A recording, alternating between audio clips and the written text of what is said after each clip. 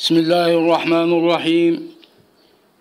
ياسين والقرآن الحكيم إنك لمن المرسلين على صراط مستقيم تنزيل العزيز الرحيم لتنذر قوما ما أنذر آباؤهم فهم غافلون لقد حق القول على أكثرهم فهم لا يؤمنون إنا جعلنا في أعناقهم أغلالا فهي إلى الأذقان فهم مقمحون وجعلنا من بين أيديهم سدا ومن خلفهم سدا فأغشيناهم فهم لا يبصرون وسواء عليهم أأنذرتهم أم لم تنذرهم لا يؤمنون إنما تنذر من اتبع الذكر وخشي الرحمن بالغيب فبشره بمغفرة وأجر كريم.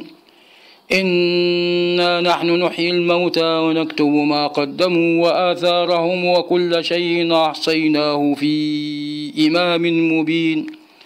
واضرب لهم مثلا أصحاب القرية إذ جاءها المرسلون إذ أرسلنا إليهم 2 فكذبوهما فعددنا بثالث فقالوا إنا إليكم مرسلون قالوا ما أنتم إلا بشر مثلنا وما أنزل الرحمن من شيء إن أنتم إلا تكذبون قالوا ربنا يعلم إنا إليكم لمرسلون وما علينا إلا البلاغ المبين. قالوا إنا تطيرنا بكم لئن لم تنتهوا لنرجمنكم وليمسنكم منا عذاب أليم. قالوا طائركم معكم أئن ذكرتم بل أنتم قوم مسرفون. وجاء من أقصى المدينة رجل يسعى قال يا قوم اتبعوا المرسلين اتبعوا من لا يسألكم أجرا وهم مهتدون وما لي لا أعبد الذي فطرني وإليه ترجعون أأتخذ من دونه آلهة إن يردني الرحمن بضر لا تغن عني شفاعتهم شيئا ولا ينقذون إني إذا لفي ضلال مبين. إني آمنت بربكم فاسمعون. قيل ادخل الجنة قال يا ليت قومي يعلمون بما غفر لي ربي وجعلني من المكرمين. وما أنزلنا على قومه من بعده من جند من السماء وما كنا منزلين إن كانت إلا صيحة واحدة فإذا هم خامدون.